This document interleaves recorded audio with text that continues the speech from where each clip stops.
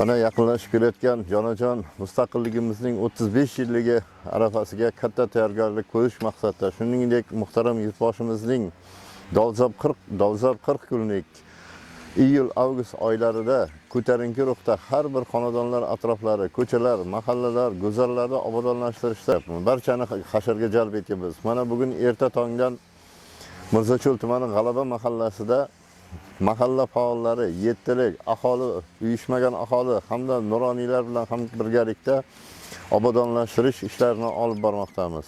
Mustaqilligimizning 35 yillik bayramiga katta tayyorgarlikda ko'rishda yana bir marta mahalla faollari, mahalla yettiligi, nuroniylar hamda aholi bilan birgalikda hamjihatlikda har bir ko'chalarimizda obodonlashtirish, xonadonlarimiz atroflarini sarishta qilish, ko'chalarimizni tozalash, ariqlarimizni tozalab, daraxtlarni oqlash, butash, gullar ekish kabi ishlarni olib boryapmiz. Mana bugun G'alaba mahallasidagi mavjud 79 ta ko'p qavatli xonadonlar atrofida har kuni erta tongdan boshlab tozalik, begona o'tlardan tozalash, atroflarni supurish, sidirish bo'yicha doimiy ishlarni olib bormoqdamiz.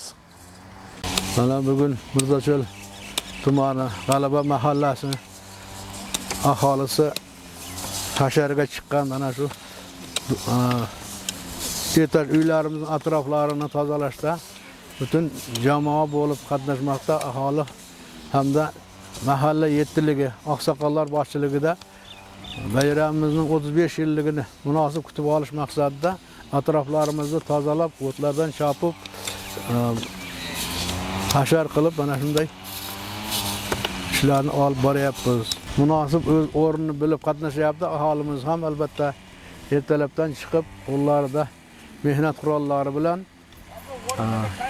mana tuman hokimiyati vakillari, mahalla yettiligi hamda oqsoqollar bosh bo'lib mana shu hasharni uyushtirib, atrof muhitni tozalab, o'zimizga albatta yaxshi bo'ladi. Mana atrof muhitda yaxshi bo'lsa, tozalik sog'liqning garovidir deydi. Albatta toza bo'lsa, sog'lig'imiz ham yaxshi bo'ladi, atrof muhitimiz toza bo'ladi. Mana shuning uchun hammamiz bir yoqadan bosh chiqarib mana shu hasharni uyushtirib ishlamoqdamiz.